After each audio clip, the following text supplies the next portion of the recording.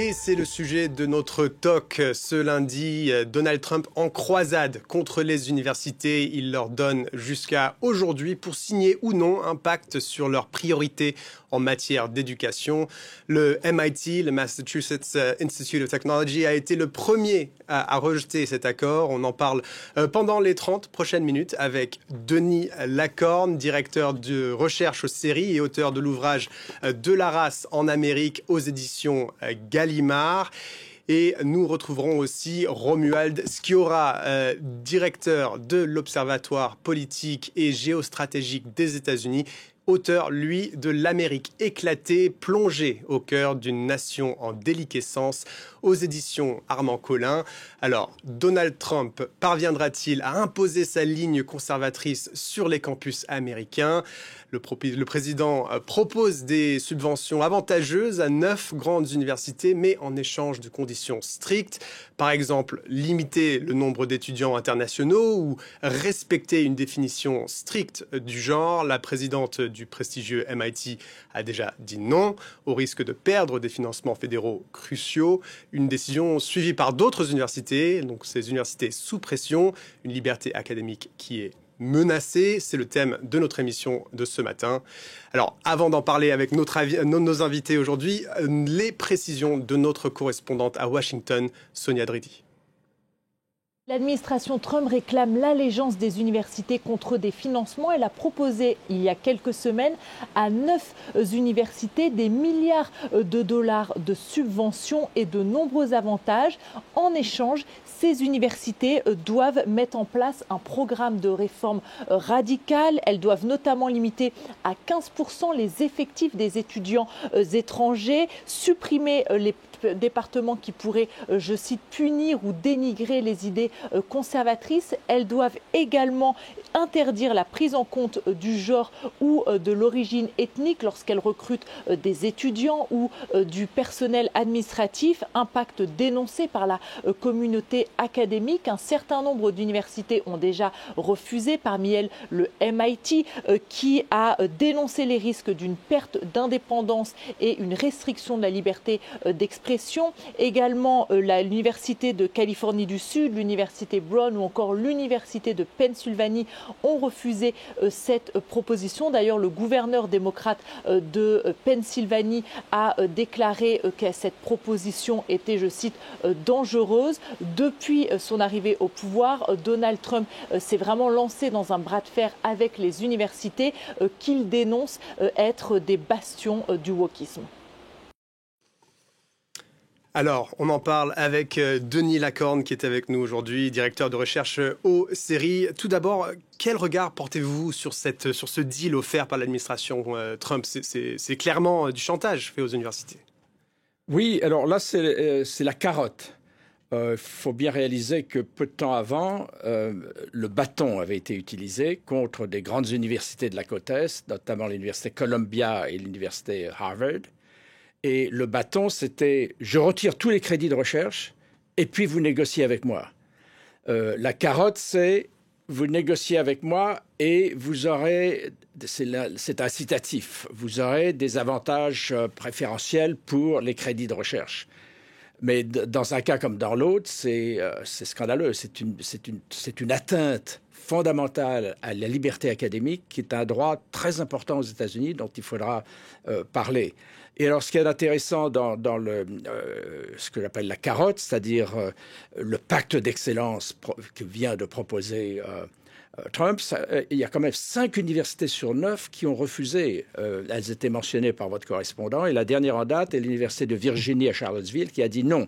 Donc, ce sont des grandes universités, l'université de Pennsylvanie, USC, MIT, qui ont dit non pour des raisons intéressantes. C'est-à-dire, ils disent ils veulent qu'on restructure nos départements, particulièrement ceux qui seraient soi-disant woke ou qui défendraient des idées qui sont contraires à celles de l'administration, pas suffisamment conservateurs. Donc ça c'est une des conditions. Ils veulent aussi, une des conditions mises, c'est de bloquer le coût pour les étudiants des États locaux, c'est-à-dire les tuitions qui peuvent aller jusqu'à 60 000 $. Là, ce serait bloqué à 15 000 $, donc il y aurait un coût important. Les tuitions, c'est les frais universitaires. C'est les frais universitaires plus le logement. C'est ça. Et qui sont... Alors là, ça serait bloqué, il y aurait un plafond qui serait à 15 000 $ au lieu de 50 000, 60 000. Et puis bloquer l'accès ou rendre très difficile l'accès à des étudiants étrangers considérés comme moins fiables. Et ça, c'est un problème pour des universités moins prestigieuses, peut-être, qui comptent beaucoup sur les étudiants étrangers pour renflouer leurs finances. Certaines universités comme Arizona State, par exemple, a 60% d'étudiants étrangers. Donc, si on limite le nombre d'étudiants étrangers, c'est pratiquement la ruine pour ces universités. Mmh. Mais la critique la plus fondamentale qui a été adressée par MIT et d'autres, et l'Université de Virginie, c'est que dire que il y aura pour l'accès au crédit... Alors, il faut bien voir, les crédits de recherche aux États-Unis, c'est énorme, c'est 60 milliards de dollars par an. Donc, limiter l'accès au crédit de recherche, dire il y aura des universités privilégiées puis d'autres qui ne le seront pas, c'est créer un système douteux où ceux qui accèdent aux demandes de Trump auront des crédits et celles qui refusent n'auront pas de crédit ou ça sera plus difficile. Or, l'accès au crédit de recherche qui gère les grands départements scientifiques en physique, en biologie, en médecine, c'est très compétitif et c'est fondé sur le mérite des projets.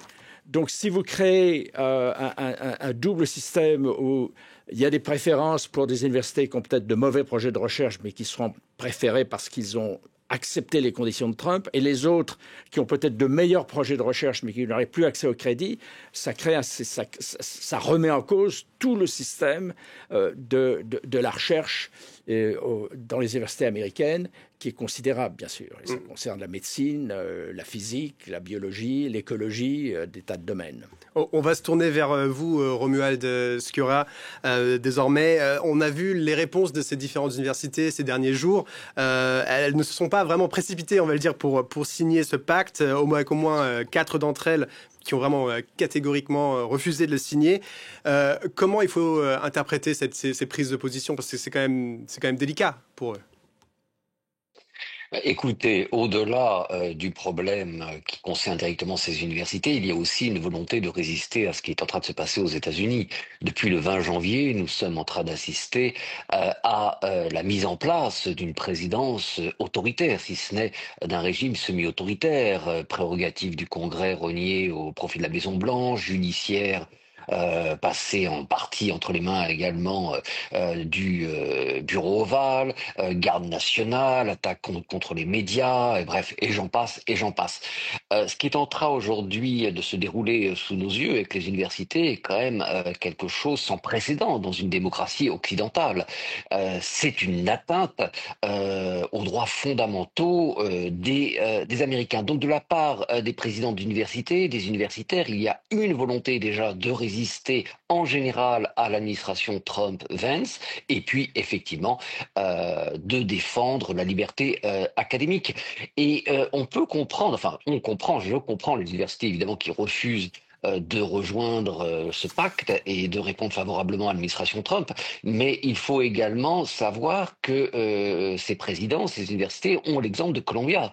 À titre personnel, je travaille avec Columbia, je dirige aujourd'hui un ouvrage collectif pour l'université. Je peux vous dire qu'à Columbia, des départements ont été mis sous tutelle, il y a une forme parfois d'autocensure, et jusqu'à présent, même si Columbia, depuis le printemps, a accepté les directives de l'administration actuelle, elle n'a toujours pas obtenu le versement des sommes qui lui avaient été promises. Donc bref, on se demande aujourd'hui dans ces universités si même on acceptait favorablement la proposition de l'administration Trump, si on verrait véritablement la couleur, si je puis me permettre cette expression, de l'argent. Et puis on se rend compte également que lorsqu'une université, comme c'est le cas avec Columbia ou d'autres, ont accepté, les demandes vont chaque jour qui passe encore un peu plus loin. Donc ces universités américaines qui sont vraiment dans cette première ligne de défense, on a l'impression là, face aux attaques au fondement démocratique de l'administration Trump. je voudrais regarder l'impact de ces décisions sur le standing des universités américaines, notamment à l'international. Est-ce qu'il y a un risque de fuite des cerveaux? On voit un nombre de chercheurs, de professeurs, de scientifiques qui ont déjà fait le choix de quitter les États-Unis pour aller, par exemple, au Canada. Alors, on a des éléments de réponse sur ce sujet avec ce reportage de nos correspondants François Riouet et Johan Profeta.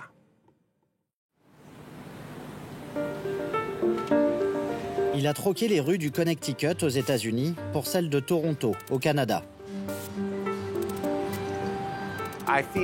Je me sens calme et libre ici, au Canada. Et c'est pareil pour mes enfants. Pour le moment, j'essaye de me dire que le Canada, c'est chez moi maintenant. Jason Stanley, 55 ans, philosophe et éminent spécialiste du fascisme, a fui les États-Unis de Donald Trump pour enseigner ici. Ce que j'aime dans le fait d'enseigner à la Munk School, c'est qu'on y trouve des experts sur toutes les régions du monde, avec des centres de recherche dédiés à chacune d'elles. C'est donc l'endroit idéal pour travailler sur la menace fasciste à l'échelle mondiale. Derrière la décision de son déménagement, le besoin de travailler librement, dit-il, à l'abri des attaques de la Maison-Blanche contre la recherche et les institutions démocratiques. Je serais resté aux États-Unis si Trump n'avait pas gagné les élections. Ma présence à Yale faisait de Yale une cible. Maintenant, fini la contrainte. Je suis libre de dire ce que je veux. Et pour moi, c'est ça le Canada aujourd'hui. C'est un endroit d'où l'on peut critiquer d'autres pays, critiquer les États-Unis sans avoir peur.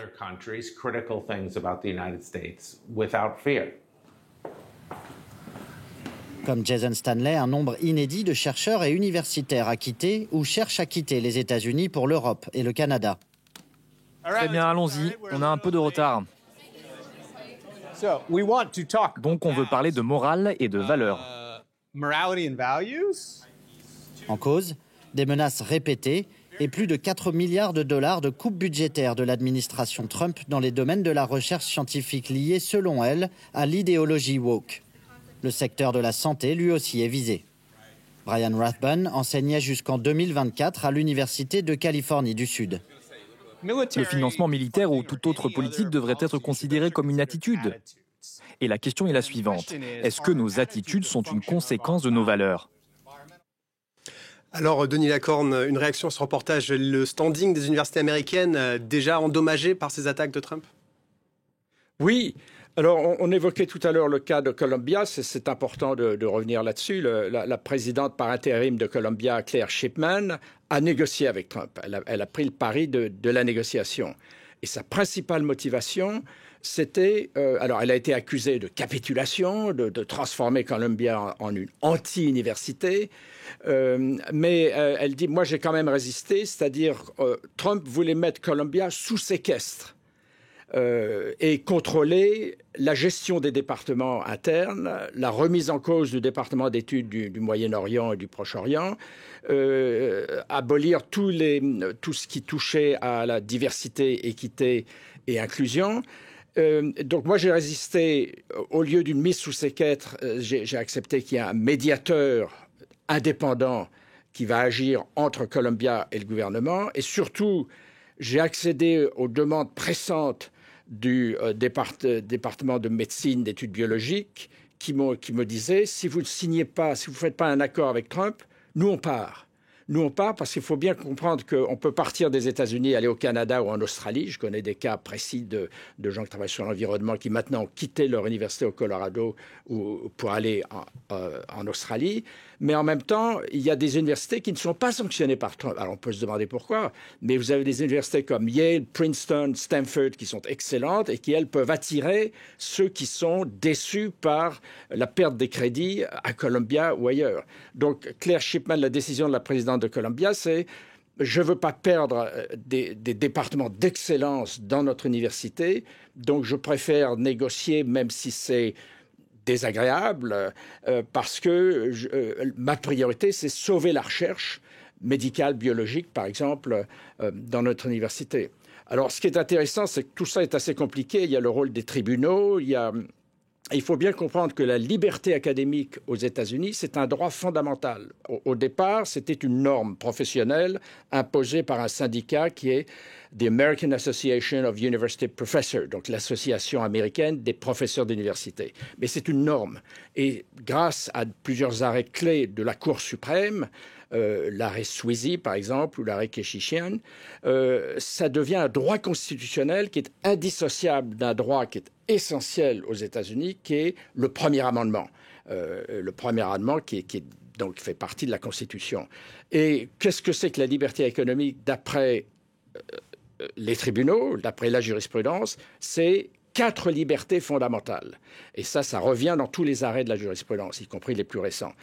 Les 4 libertés, c'est qui enseigne, ce qui est enseigné, comment on l'enseigne et qui est admis à étudier. Et ça sont des libertés fondamentales et tous les tribunaux nous disent, jusqu'à très très récemment, on ne peut pas porter atteinte à ça parce que porter atteinte à ça, c'est remettre en cause ce qui fait le fort de la nation américaine, sa capacité à avoir un très très bon système éducatif et à accumuler les prix Nobel, comme vous le savez. Donc il y a un enjeu qui est fondamental et qui est menacé effectivement par l'administration Trump. Romuald Sciorra, cette attaque, ce conflit entre Trump et les universités en ce moment, et il arrive dans un contexte particulier, même avant l'arrivée de Trump au pouvoir, il y avait tout un narratif, tout un discours sur les universités américaines qui, selon les conservateurs, était tombé dans les mains d'une frange d'extrême gauche, soi-disant wokiste en leurs propres termes. Et c'est ce qui a un peu préfiguré la situation dans laquelle on se trouve aujourd'hui. Ces critiques était-elle fondée? Écoutez, il est évident que dans sa majorité, le milieu académique américain, comme c'est bien souvent le cas en Occident ou à travers le monde, est un milieu progressiste, qui serait plus à gauche, évidemment, que conservateur. Ça, c'est une évidence.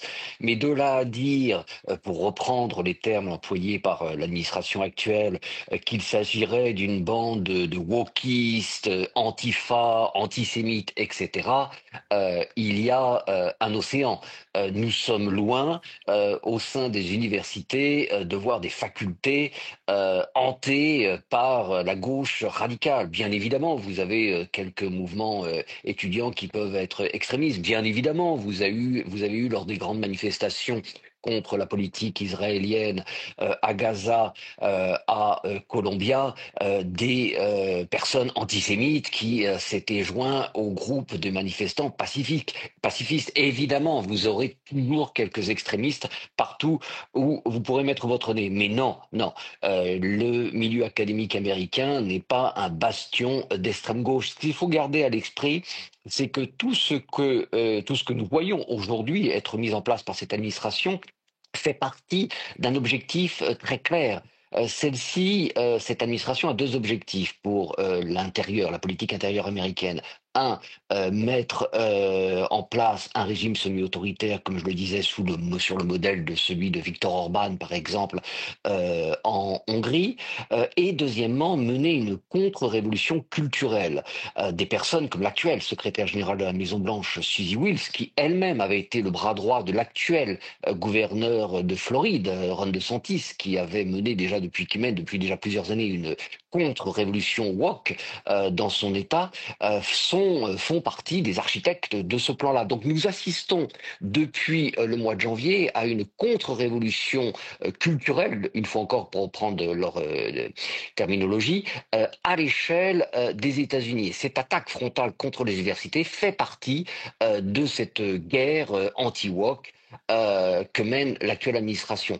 Donc ils verront des gauchistes extrémistes un petit peu partout, et rappelez-vous qu'il y a encore juste quelques semaines, Donald Trump a décidé par décret de considérer comme terroriste tout antifa. Alors qu'est-ce qu'un antifa? À titre personnel, je suis antifasciste, je pense que vous l'êtes aussi, donc sommes-nous des antifas, donc potentiellement des terroristes pour cette administration. Donc il y a énormément d'exagération lorsque l'on dit que le milieu académique américain est un milieu d'extrême gauche. Denis Lacorne, pour revenir au sujet et à la position de ces universités, juste rappelez-nous, on y a touché un tout petit peu plus tôt, mais rappelez-nous à quel point elles dépendent de ces fonds fédéraux. Les fonds fédéraux, je rappelais, 60 milliards de dollars par an de fonds fédéraux pour la recherche. C'est énorme.